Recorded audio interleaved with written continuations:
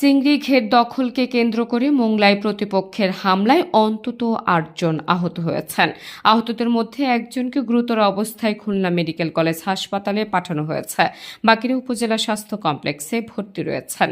এই ঘটনাকে ঘিরে এলাকায় দুই পক্ষের মধ্যে উত্তেজনা বিরাজ করছে। পরবর্তী পরিস্থিতি নিয়ন্ত্রণে এলাকায় পুলিশ মোতায়েন করা হয়েছে।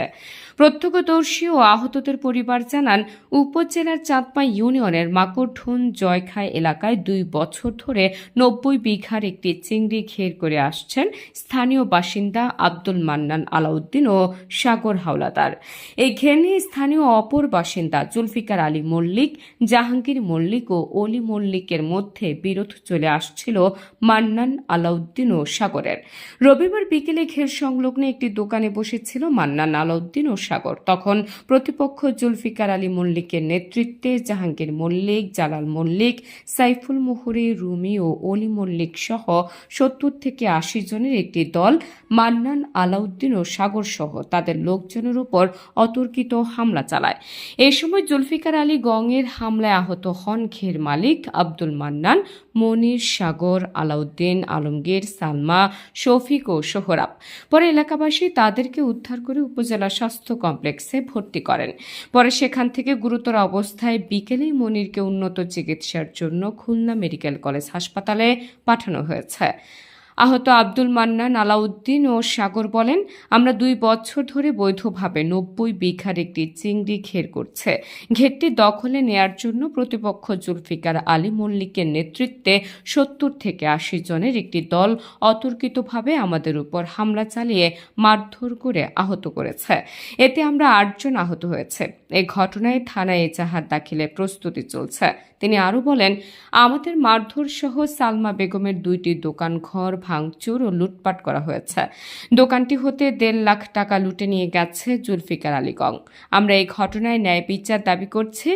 আর তারা আরও বলেন, প্রতিপক্ষের এই হামলা পুলিশের সামনেই হয়েছে।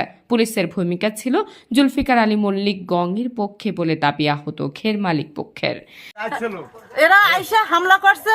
হামলা করে এই আমার প্রথমে এসে আমার ডয়ার প্রথমে ঢুকতেই আমার ডয়ারটারে খুললা, মানে আমি সবসময় এটা তো আমার দোকানে আসে যায়। আমার এসে রোজার মাসে যা বেচা কিনে করছি 1.5 লাখ টাকা ধুই দিছে। আমি 2 দিন পরে এটাই যাবো, সিট আনতে যাবো। তারপরে হাতে হাতে যে যেখানতে পাইছে আমার সিটগুলো সব নিয়ে গেছে। আমরা এই 1.5 বছর বের করি হাড়ির টাকা দিয়ে 10,000 টাকা হাড়ির টাকা দিয়ে আমরা এই 1.5 বছর ঘের করি। আমরা 80-90 বিঘা ঘের, ঠিক আছে।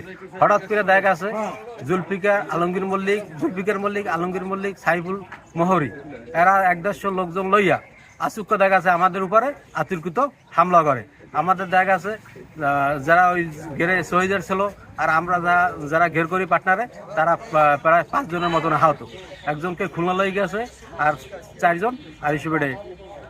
আলাউদ্দিন, দলু, সাগর এই ঘের কেন করে নিয়ে 2 বছর আলাউদ্দিন, দলু, সাগর করে 2 বছর রানিং চলে। জাহাঙ্গীর ঘেরে উঠবে তাইটি দলু, আলাউদ্দিন, সাগরে কুপায় ওরা ঘেরে উঠতে চাইছে। ওরা এখন হাসপাতালে। মোংলা থানার এএসআই সুব্রত দেবনাথ বলেন, তাদের দুই পক্ষের মোংলা রামপাল সার্কেলের সিনিয়র পুলিশ সুপারের কার্যালয়ে অভিযোগ দায়ের করা ছিল।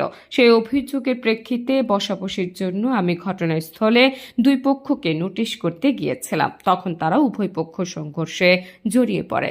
আমি একা থেকে পরিস্থিতি নিয়ন্ত্রণ করতে না পারায় ঘটনাস্থল থেকে চলে আসে। পরে ঘটনাস্থলে ফোর্স পাঠানো হয়েছে। এ বিষয়ে মোংলা থানা ভারপ্রাপ্ত কর্মকর্তা তদন্ত মানিকচন্দ্র গাইন বলেন, আহতদের চিকিৎসার জন্য হাসপাতালে ভর্তি করা হয়েছে।